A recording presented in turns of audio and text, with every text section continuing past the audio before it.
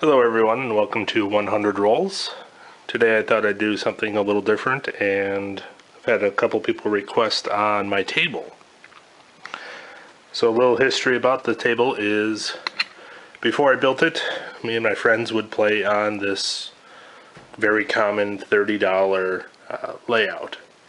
And while it was serviceable, I was not a fan and decided to build my own table. So my table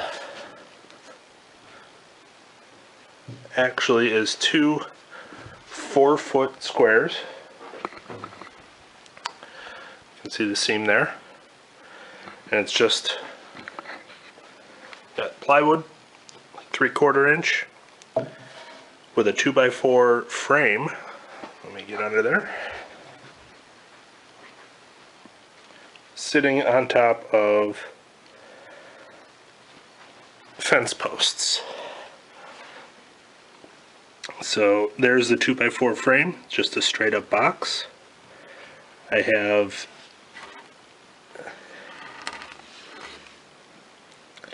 a fence post receiver and the fence post, and we have an extra brace to make all the legs the same length. So these legs were about, I think, $7 a piece. Probably $100 in materials for everything else. So we actually use this table for a lot of other things besides crafts. So it's nice to have a workbench. This is portable. It's held together by two lag bolts, three I should say, two going this way, one going that way. That holds these two 4-foot tables together. I can take those out. I can tear this all down if I really wanted to, though not really going to. The second reason I took down the table was it's getting quite dirty, so I needed to clean it off, and I'll go ahead and get it reassembled here and show you the full table compared to what you see in the video. The first step I do is I lay out this 1/16 inch cork. It's super thin. Can get in there. Yeah, super thin.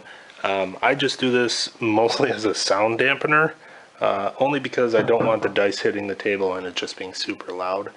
Some people aren't happy, oh, your dice are bouncing the wrong way, but I'm not a real casino, it doesn't matter. So that's step one. The next step is laying out the layout. I believe this is an 8-foot. I'm not sure how they measure it because it takes up the entirety of my 8-foot table, but you really, once you get the walls up, you get about 6 feet of play. I honestly do not remember if this is a 6 or an 8-foot. I bought it off of eBay. It was about $150 or so. Yeah, that's all I can say about that. Walls are up. I want to say these are 1x10s. I honestly don't remember. Yeah, it's just very, I didn't feel like rounding the corners out, so I just went cheap and put these 45s in. They're just screwed into the walls. Otherwise, it's just a box frame. The center sections are held in by dowel rods on each side. You can see them there as well. It's not perfectly square because I'm not good at this stuff, but gets the job done.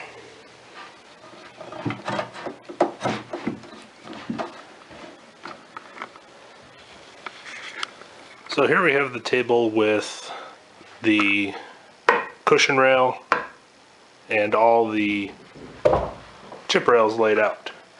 I don't put this up often, as I've quickly found out once I added the chip rails on top of the box frame, it's actually really tall, and I've got some short friends who can't see, so we actually needed to take all this down in order for them to play, which is how I normally play and what you see in the videos.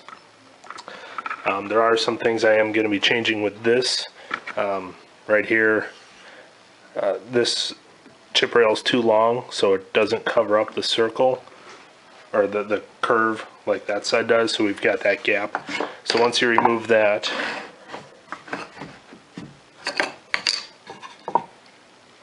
so I need to cut about 4 inches off there, throw the stopper in. That's how you get the divisions between all these.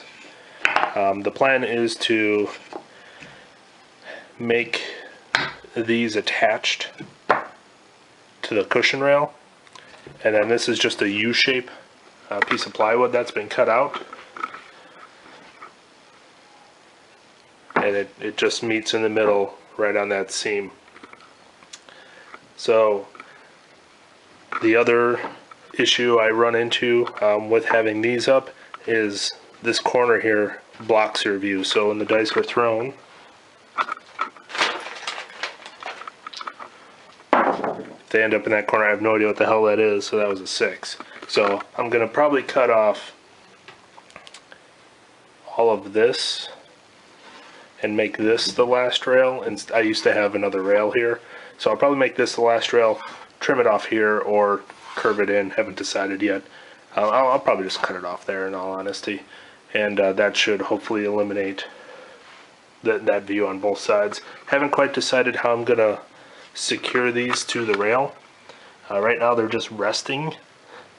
There's enough weight on here, so I'm leaning on it right now, and it's not moving anything unless I really give it the beans. Overall, the table probably ended up around $300 to $400. Put a lot of this work with my friend and I in his garage for the chip rails. We actually made these ourselves. We used, I believe it's a 1.5 inch router bit, and we just ran these through. Each one took about 3 or 4 passes per row, because we had to go down, then a little bit further, and then finally to the desired length to where the chip will sit in there. And once you get a few of them, they sit in there pretty normally. Some are a little tighter fit, like that side, compared to this side where it's a little more rounded. Yeah, if you have any questions about anything about this, let me know. The most expensive parts are actually the rubber. I think those were $75 each. I bought them on Amazon, so it may be $75 for the pair, I don't remember. The layout, I believe that was another $150. And overall materials for the table and everything we have out here. So all in all, I want to say I'm in around $300, $400, maybe $500, but I doubt it. Yeah, hope you all enjoyed this, and we'll get back to the dice here soon. Just taking a little break, but shouldn't be that long. Thanks for watching and subscribing. Hope you all enjoyed, and have a good day.